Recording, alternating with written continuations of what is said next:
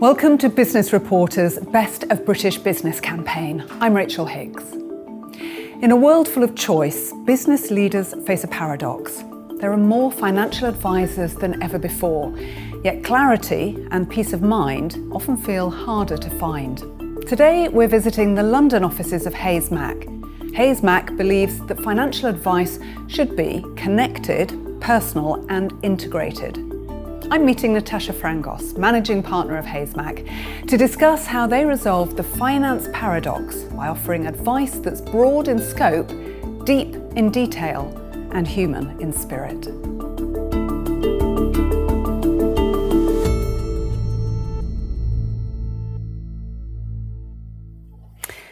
Natasha, every business leader that I speak to says the same thing, that it's getting tougher out there in the marketplace, especially in the financial world. So how do your clients deal with that complexity? Yes, I agree with you. It is a very complex environment to run a business in at the moment. We have lots of geopolitical uncertainty, economic difficulties. We know that there have been lots of changes to tax regulations, increased regulation, coupled with the fact that cyber risk and data governance are now high up on the agenda when perhaps 12 to 18 months ago they wouldn't have been. And we know that investors look at those as key risks, and that could impact valuation as well as investor confidence. There is lots of financial complexity out there, and clients need relevant, timely, strategic advice to help them navigate it. And in most business sectors, having a lot of competition, having a lot of choice is normally a good thing. For your industry, is that the case? I would say that abundance doesn't always lead to clarity of advice. The risk that a client has by using multiple advisors for different areas of aspects of tax or accounting is that something might fall through the cracks and there isn't like this holistic view that is taken.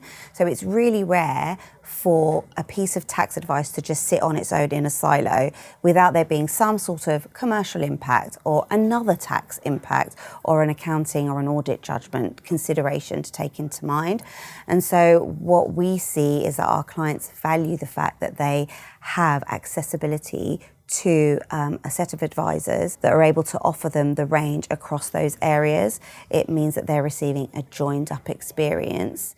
So if we look at that in a little bit more detail, what is HaysMac's and your approach to reconciling that broad scope with deep sectorial expertise as well? HaysMac is a firm of accountants, tax advisors and other advisory services that we provide. We're 600 plus people, we're 42 partners, we're headquartered here in London, and we have an office in Cape Town that we set up last year and is growing incredibly quickly. We pride ourselves on delivering an integrated advisory approach to our clients. It means that our advisory teams, whether they be in tax, outsource, audit, accounts, are sitting side by side. So they are providing that joined up service to a client. The teams across the stream are informed, so they can preempt the issues that a client might be navigating or is about to face whilst the client is focusing on something over here. It might be an international expansion, but then they'll think beyond, right, they'll be talking to us about structuring or corporate tax, but then there may be a VAT or a share scheme consideration. And so by sitting side by side alongside one another, we're able to take that into account when we're delivering the advice to the client. So it is not just a buzzword. We are set up to live and breathe, providing that integrated service to our clients. So taking that approach, can you give me a real-world example of difference that your organisation has made to a business that you've worked with in this way? Yes, an example I can give to that is a big property fund where we incorporated their very first entity like 30 years ago, and they're still with us today, and they've done multiple developments across the country, and they're one of the most successful property developers. And there we not only look after all the corporates but also all the individuals, and some of the individuals have gone off and set up new funds and then they take us with them. So for us it's the highest compliment when a client takes us with them as they move on to their next venture. We have an excellent track record of that, and it's something we're incredibly proud of in creating these really sticky client relationships where they want to take us with them. So you must have the right people here that are delivering the results. Yeah. So how, when you've got competitors with deeper pockets than you perhaps, do you ensure that you are continually fueling yourself with the top talent?